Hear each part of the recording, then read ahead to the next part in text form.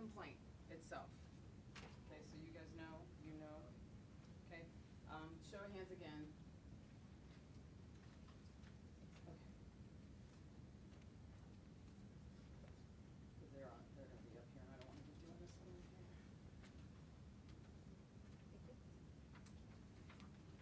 We will be sharing this electronically as soon as we push send on the press release. We have not pushed send on the press release yet.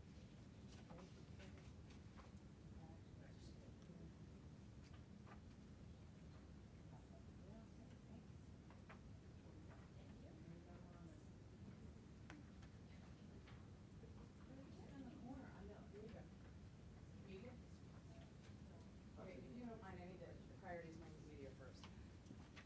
You need one? Okay, and then if I have one left over, I'll give you one. Thank you.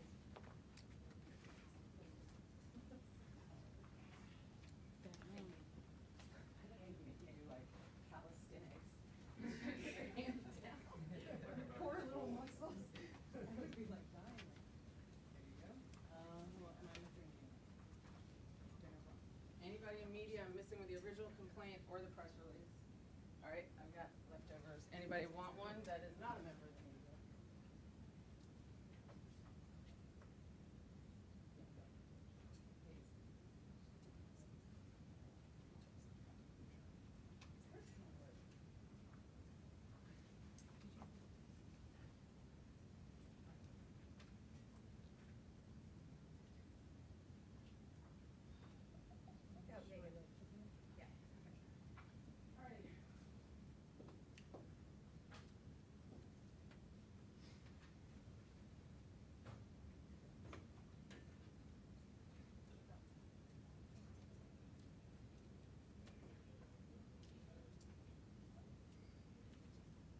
We're getting ready to start. It's going to be Attorney General Anthony Brown who will speak first, followed by Governor Wes Moore. We will have media Q&A. If you could just please, if you can remember, because we won't be like, what's your name? If you could please state your name and your media outlet prior to asking your question, we'd really appreciate it so we just kind of keep track of things and if we need to follow up with you on anything. All right, thank you. We'll be starting momentarily.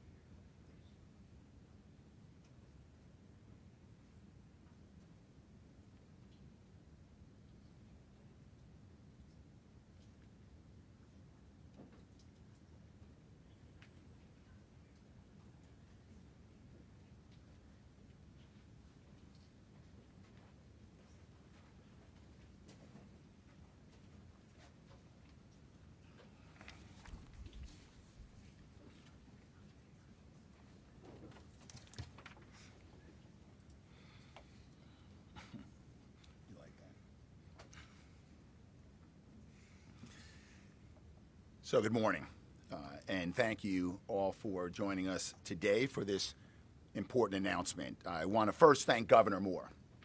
I want to thank you, Governor, for your partnership in our effort on behalf of the state to recover damages from the enormous harm caused by the collapse of the Francis Scott Key Bridge on March 26, 2024. Governor Moore, I also want to thank you for your leadership. It was your rapid response with your team, a response to that crisis that cleared the shipping channel and allowed the port to fully open in less than 3 months. And it was your leadership in that intangible element that instilled in Marylanders a sense of confidence that we as a state will get through this. We will recover and we will rebuild. So Governor Moore, I want to thank you for your partnership and your leadership. When you signed the Port Act into law, only 2 weeks after the collapse of the bridge, you provided economic relief for thousands of workers and businesses impacted by the collapse. And in record time, under your leadership, the Maryland Transportation Authority selected a firm to begin designing a bridge to replace the Francis Scott Key Bridge. I also want to thank several members of your team, Governor. I'm proud to call clients who are here today, certainly joined by Lieutenant Governor Runa Miller. Thank you for your leadership. Secretary of Transportation Wiedefeld. I know that Secretary of the Environment McElwain is represented here today by our Chief of Staff, Scott Goldman. Transportation Authority Executive Director Gardner is joining us today, and Port Administration Executive Director Daniels. It is on behalf of these agencies and the entire state that the Office of the Attorney General brings this lawsuit today. The attorneys in our office, working with assistant counsel, have worked side by side. And we've worked with attorneys at each one of these client agencies to prepare Maryland's answer and claim in this litigation. This is a first step in our commitment to hold accountable those responsible for the tragedy that befell the state 6 months ago this week. To that end, we will show the abject failures of the owner and operator of the MV Dali, Grace Ocean Private Limited, and Synergy Marine, caused the collapse of the iconic Key Bridge. When I got the call that early morning on March 26 that a cargo ship had crashed into the Francis Scott Key Bridge with such force that multiple spans of the bridge had collapsed in the Patapsco River in a matter of seconds, I couldn't believe that I'd heard correctly. When Marylanders across the state woke up that day to the news that the Key Bridge was gone, the shock and dismay were overwhelming. A bridge was destroyed, a port was closed, communities were shattered. The lives of 6 Marylanders were lost, and those of their families were irrevocably changed.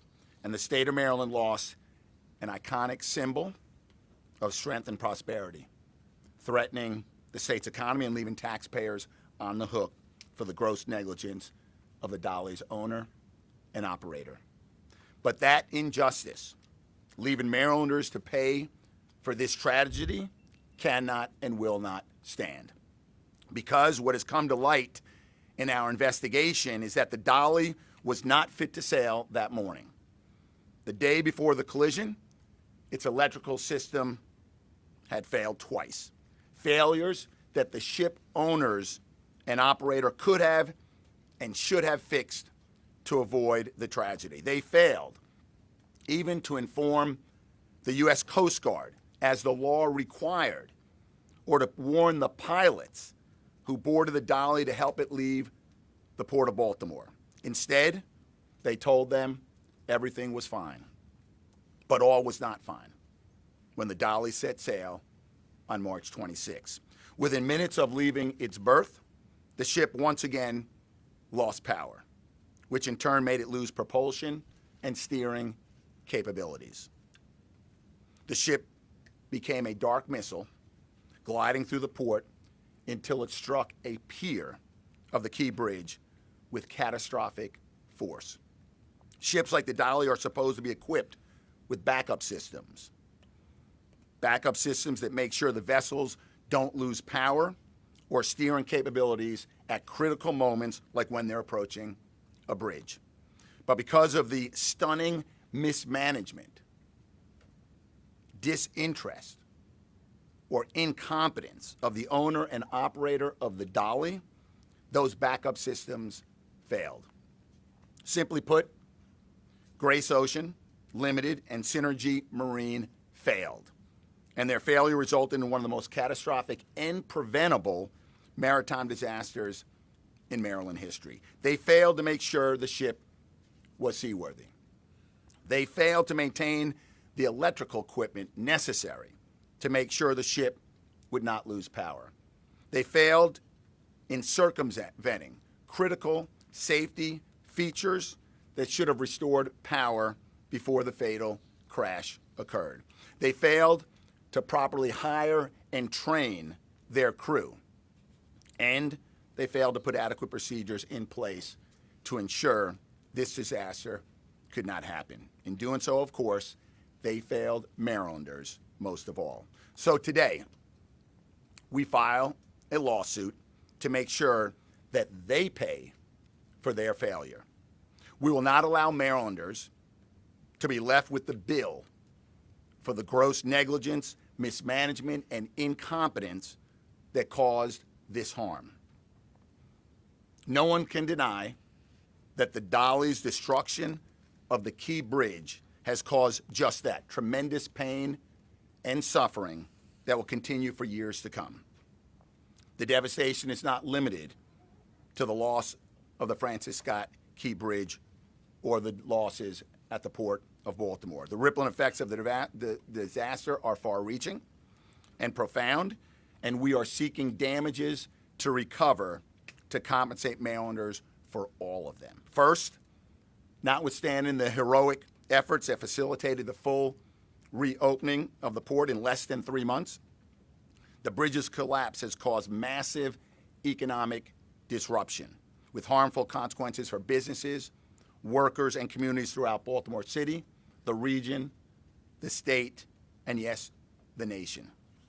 People's lives have been disrupted as traffic has been diverted, roads have become more congested, and air emissions have increased. Second, pollutants and hazardous substances spilled into our waterways, impacting the state's natural resources and impeding the public's right to enjoy the use of these waterways. Third, the state has and will continue to lose revenues from tolls and taxes. With the bridge gone, economic activity reduced and supply chains disrupted. So today, we begin the process of holding Grace Ocean Private Limited and Synergy Marine fully accountable for all of these harms. We will not let our shores, our roads, and our air quality deteriorate because of the fallout from their failures. We will recover the cost to rebuild our beloved bridge, the lost revenue from tolls and taxes, and the resources spent responding to Marylanders' needs on that bridge on that tragic day and in its aftermath. And we will honor the legacy of the Francis Scott Key Bridge, the gateway, the Colossus, as stated by one sailor recently. With our will and determination, as strong as the steel that held it aloft for nearly 50 years. And before I ask the governor to take the podium, I do want to thank a number of people. I couldn't name everyone by name. We'd be here into tomorrow. There's a lot of folks who have been working on it, but I want to thank Rob Scott in our office, Katie Dorian, and Kim Millender, who's at the Maryland Transportation Authority and the Office of the Attorney General. I want to thank the Governor's Office of Legal Counsel and Amanda LaForge and her team. And I want to thank also Assistant Counsel, that's our outside counsel led by Kelly Dry. And with that, Governor Moore.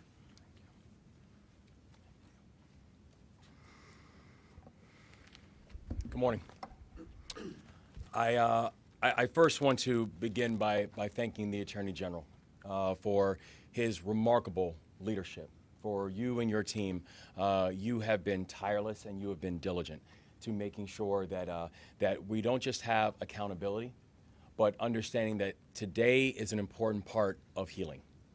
Today is an important part of the journey to healing that the state is going through, and you all have been absolutely crucial in making that happen. So to you, Attorney General, to your entire team, we're thankful that you have been with us every step of the way, and we're grateful for the leadership you've continued to show to the state. We know that the work that you all have done, the work that so many across the state has done, is the reason that as a state we've been able to bounce back. And I know that that bounce back has not been simple. That bounce back has not been easy. That it has required not just everybody up here, but it's required everyone in the state to believe that we could. And we know that in the most challenging moments that belief is tested. But that's also when Maryland has stepped up in the greatest way. Because in the wake of one of the most tragic disasters that our state has seen, our state decided to do something. And that was to work together to make sure that we could build and we could heal and we can move forward. And you know, I've learned in this job that when my phone rings in the middle of the night, I'm never about to get good news. And that happened on March 26th, when at 2:02 in the morning, my phone rang. And I got a call in the middle of the night, and I learned that the Dali had slammed into the Key Bridge and brought the entire bridge down. And we knew that we could not take on this challenge alone, that we had an obligation to meet with the Marylanders who were directly impacted by this crisis. So we spoke to the families of the victims, and we told them that we would stop at nothing to make sure that their loved ones were given the closure and the comfort that they needed. We spoke to the workers who woke up that morning without a job, to no fault of their own. We went to the homes and to the backyards of the people who lived in Turner Station and Dundalk, who relied on the port to make ends meet, and we looked out together on what used to be a vision of the Key Bridge, but was now a vision of a ship that was the size of 3 football fields, with a portion of the Key Bridge sitting on top of it, and the remainder of the Key Bridge mangled at the bottom of the Patapsco River. Now, after speaking with Marylanders all across the state and all across the beautiful city of Baltimore, we issued 4 key objectives. The first, that we would locate all of the victims and we would provide closure and comfort to their families. The second, that we would clear the channel and fully reopen the Port of Baltimore to vessel traffic. The third, we would support everyone who was impacted by this collapse and by this crisis, from the dock workers to the small businesses. And the fourth, we would rebuild the Francis Scott Key Bridge. And we tackled our first 3 directives faster than anyone anticipated. Directive 1, we discovered all of the 6 victims and brought closure to their families. And I want the entire state to know that those families continue to be in our thoughts, in our hearts, in our prayers. Están en nuestros corazones, nuestros pensamientos, y nuestras oraciones. Directive 2. While many said that it would take 11 months to reopen the Port of Baltimore, this extraordinary team, this extraordinary state, and this extraordinary country got it done in 11 weeks.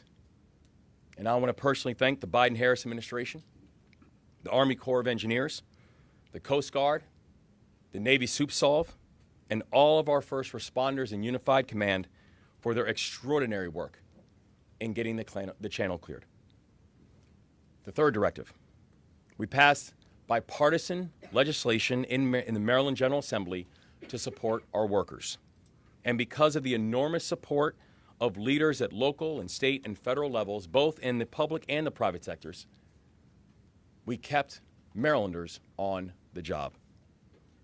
Currently, in Maryland, We have an unemployment rate of 2.9%. That means that Maryland has had amongst the lowest unemployment rates in the country for over 13 months, including the months where we were responding to this crisis. And now, we're focused on Directive 4, rebuilding the Francis Scott Key Bridge. And rebuilding the bridge is not about nostalgia. Rebuilding the bridge is about necessity, because you cannot have a fully functioning Port of Baltimore, America's port, without a key artery like the Key Bridge. We are using every tool at our disposal to move forward with the rebuild. And we continue to work closely with our partners in the Congress and leaders in the Biden-Harris administration to receive maximum financial assistance for the bridge rebuild. We also took swift action to issue a request for proposal in record time so we can move forward with designing a new bridge. But the present is not just about how are we focusing on action. Today is also means we've got to focus on accountability. The state has a responsibility to hold those accountable for this crisis to the fullest extent of the law, and we just heard from the Attorney General that's exactly what the state will do. So please, hear me loud and clear. What happened in the early morning of March 26th should never have happened.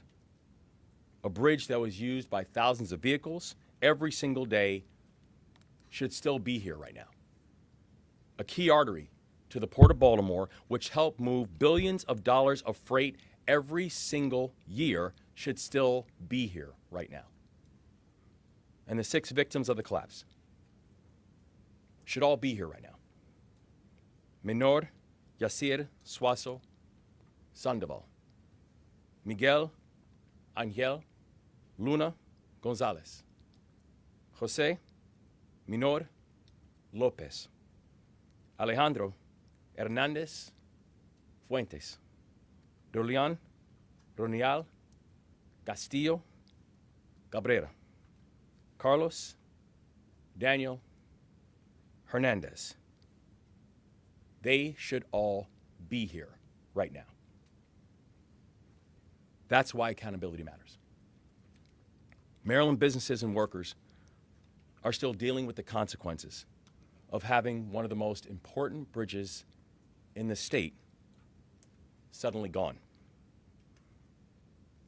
We cannot forget everything that the Dali was responsible for us losing that morning. So let me end with this. The work ahead will not be easy. Any litigation this complicated will take time. But in Maryland, we do not shy away from big challenges. We lean in and we demand justice, and that is what it means to be Maryland tough and Baltimore strong. We are joined by extraordinary partners in this work, from our Attorney General to our agency leaders, to our friends at the Port of Baltimore, to our extraordinary Lieutenant Governor, and many, many others. And I know that together, we will prevail. And the people with us today will all gather once again as soon as we possibly can to celebrate the reopening of the Francis Scott Key Bridge. So may God continue to watch over the victims of the collapse and their families. May God continue to watch over the beautiful state of Maryland. And I'm now proud to turn back over to the Attorney General, who will now take questions from the media. Thank you, Governor. So, good morning, everybody. I'm Alicia Womack. I'm the Deputy Communications Director for Attorney General Brown. For media questions, I ask that you please call on you and state who you are, who you represent, and speak as loud as possible so we can hear the questions. Hi, Joe Lefto, Denham Eagle. I'm curious, how much money are you seeking from the owner and operator of the Dali? I know the press release and the complaint outlines that you not only want money for the cost of the bridge, but also lost tolls and economic loss. How much money are you seeking, and do the two companies have enough money to pay that? Joe, thanks for the question. And as you indicate, and as our pleading points out, these are a number of categories where to date we have not quantified, right? We're talking about lost toll revenues, which is ongoing, lost tax revenues, ongoing, the environmental impacts, which continue to be evaluated by the state, and of course, the cost of the bridge, the costs of recovery and salvage, and the demolition work. When we talk about the cost of the bridge, you're talking about design and construction. So we know the categories in which we're seeking recovery, and I just named a few, but part of this process is to put pen to paper to do the analysis to understand precisely that dollar value.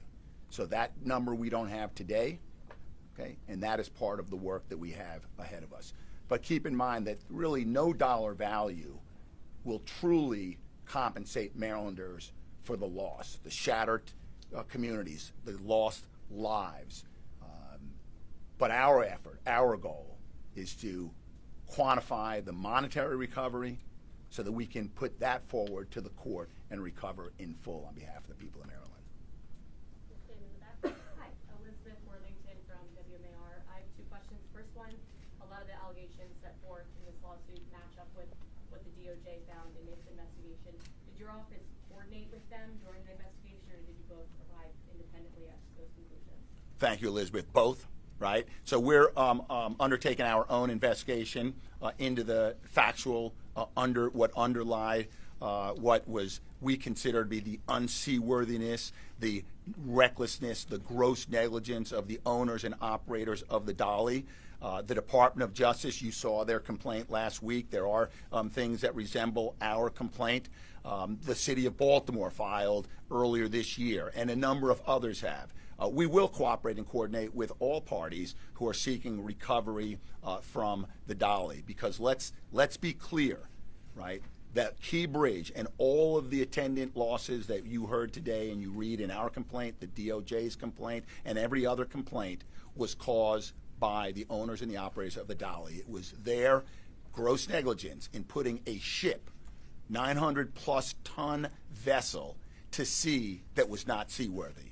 So it's no surprise that the basic claims and the factual, the facts supporting claims are going to be the same, because we all recognize that it was the Grace Ocean and Synergy Maritime that failed all of us.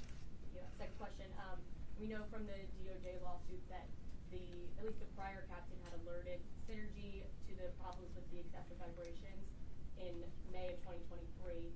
The last inspection for the Dali was in New York by Coast Guard investigators or inspectors in September of 2023. Did your investigation uncover why they might not have caught any of these glaring issues?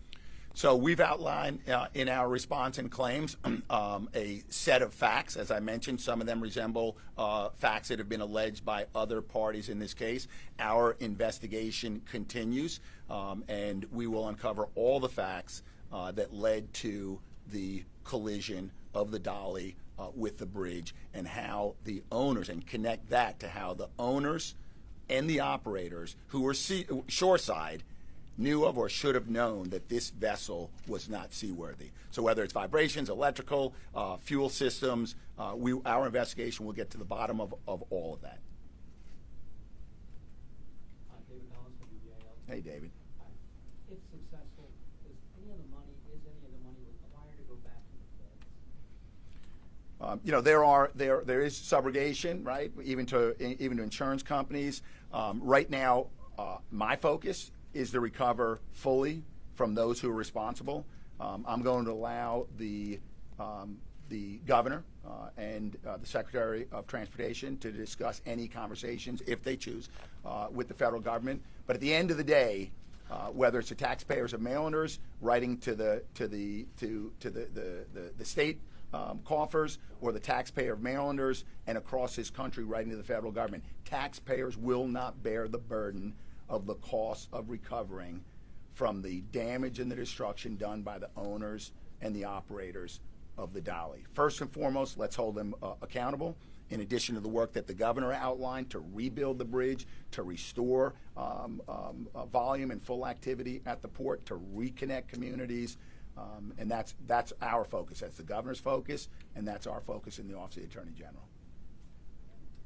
Leah Skeen with AP. I was just wondering, given what happened here, is the state doing anything to increase oversight of other ships sailing in Maryland waters to make sure that they are being safely maintained and operated? Let me answer that this way. As you know, there are a number of federal and state investigations that are happening that always happen after you have an incident like this. And as a result of those investigations, a lot will be learned. It's premature and probably would not be appropriate at this point to begin forecasting what changes, if any, would occur as a result of this experience and what we learned. Hi, Dennis Valera, WJZ. I just want to confirm how many law firms are helping with this litigation and also how they're being paid. So you may recall that the Office of the Attorney General brought this matter to the Board of Public Works as well as to the Maryland Transportation Authority, I don't know, 3 or 4 months ago, excuse me. Kelly Dry is leading that. Along with Kelly Dry, there are, give me the number, show me by sign. There are 5 total. And it's a contingent fee arrangement where our attorneys will recover a certain percentage. It's outlined in that document that went to and was approved by the Board of Public Works. Our attorneys will recover when the state recovers. Chris Gian with WBAL. Wanted to ask about the state. This might be a better question for the Transportation Authority. With the state receiving the $350 million payment in August, is that money available for the state yet? That's from the Bridges Insurance Company. And how does it plan to be spent, allocated? Would you care to speak to that? Yep. Paul Wiedefeld, Secretary of Transportation. Yeah, we do have those dollars. Obviously, we will start to apply those dollars towards some of the work that we have. As you know, we have a contractor on board. They're already starting to work. We have a consulting engineering firm that we will be shortly have on board, and the construction management inspection firms. So those dollars will be first applied to some of that initial work that we'll be doing there.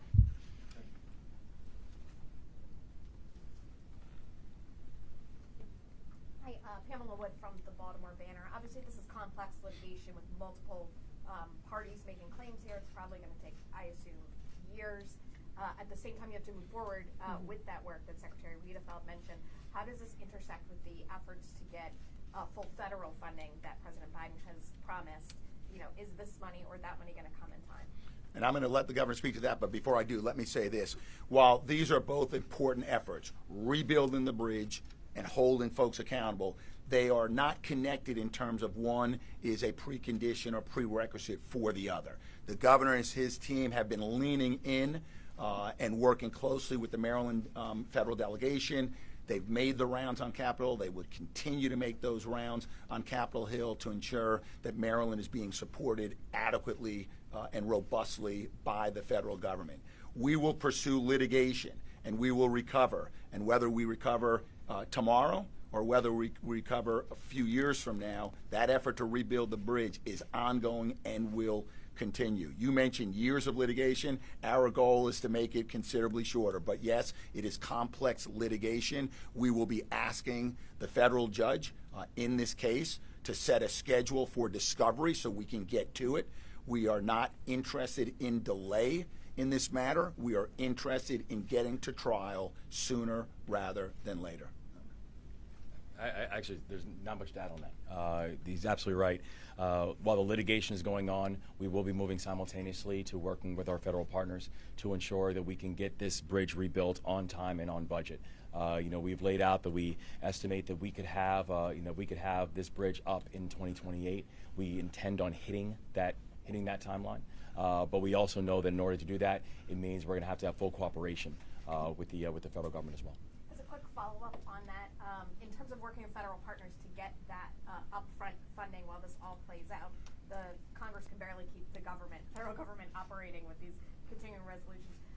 Can you give an update on that progress with working with Congress. Yeah, and we continue to be, very encouraged by the conversations that we've had with people from both sides of the aisle. We've been speaking with leaders and appropriation leaders, both Democrats and Republicans, who don't just understand the importance that this plays, not just to the state of Maryland, but the importance that the Key Bridge plays to our national supply chain. The importance that it plays to this being one of the key arteries for the Port of Baltimore. They also understand the urgency of it. And so we are working very closely with them. I think we've now met with over 125 members of Congress, and we feel very encouraged that we'll be able to get to the right conclusion very quickly. Mackenzie Frost from Fox 45. A quick follow-up to Pam's question there about working with the federal government. Given the next 6 weeks leading up to the election, are you concerned that there will be delays in this effort to get the federal government to fund this, and then we'll be in a situation where it's January and we don't have any progress, and it continues to push more and more and more down the road, and potentially a new administration comes in? We continue to stress that this is bigger than politics. This is bigger than an election cycle. This is bigger than partisan differences. This is about Americans' economy. This is about our national supply chain. This is about a port that supplies 2/3 of this country with goods. This is about a port that is responsible for more new cars and heavy trucks and agricultural equipment and spices and sugars than anywhere else in America. And so we understand we are in an election season, but we've been very encouraged by the bipartisan support because people understand this is bigger than politics. Rachel Day, WYPR. You mentioned a lot of the industries that use the Port of Baltimore. Is there any sense that while the port was closed, that Maryland permanently lost some of those businesses, some of that industry to other ports, that some of it has not yet returned? Again, Paul Wiedefeld. No, in fact, just the opposite. Because what we found was as different customers went to different ports, they missed the Port of Baltimore, and they wanted to get back very quickly. The cruise business particularly came back very quickly, and the same with the cargo side. And I should add, connecting these two questions, that is part of our analysis as well. And while optimistic as we are, and we've seen a return, we're going to put pen to paper, and we will do the analysis. And to the extent there is a delta and there's a gap, that is a damage, that is a harm caused by the owners and operators of the Dali, and they will be held accountable for that delta. Yeah, two quick questions. Number one is the expectation that Maryland / the federal government, will they be paying, or will you all be paying first, and then eventually you'll get the money back from the company? Number one. Number two, TradePoint is planning on expanding their port by 2028 as well if the dredging goes ahead. How will that affect this? I'm not going to speak to the trade point. I'll speak to your first point, and it's really, I think, kind of reiterating what I said before. The rebuilding of the bridge is going to happen, and the governor and his team, working with the congressional delegation, working with Capitol Hill and the administration, is working on maximizing the federal government's participation in the cost of rebuild. So that's going to happen, okay? And running simultaneous with that, but not connected to that, is our efforts to recover from the owners and the operators of the Dali. And they may not be moving at the same rate, and quite frankly, I expect the rebuild of the bridge, and because of the governor's effort and leaning into it and securing those dollars, is likely to happen before we recover in the litigation, given the complexity of the litigation, the number of parties involved. So the governor's moving forward with his team to secure those dollars to rebuild the bridge, and we are working with our team, overlapping with his team, to recover and to hold the Dali operator and owner responsible for their damage, the damages they did to our bridge, the destruction. Two more questions. I'll go. I'm Hayes Gardner. I'm the Baltimore Sun. Hey, Hayes. You mentioned this is the first step. I'm curious, what's the next step? Is it give us a prediction for like, just the next step? Sure. The next step is that, when the pleadings are filed from all the parties who are going to be filing, today's the deadline, right? And whether there's extensions to the deadlines, we didn't ask for an extension. And as I mentioned in response to the other question, we're looking to expedite this. The next thing is sitting down with the judges and the parties and coming up with a schedule, a schedule for discovery, okay, to begin talking about and thinking about a trial date. Right, there's going to be there's going to be issues around liability. Who's liable? Who's responsible? There are going to be issues around damages, which typically come after the resolution of the question about liability. So it's impossible for me to predict how long that will take, but we will be moving immediately to engage the judge to bring together the parties to establish that schedule sooner rather than later.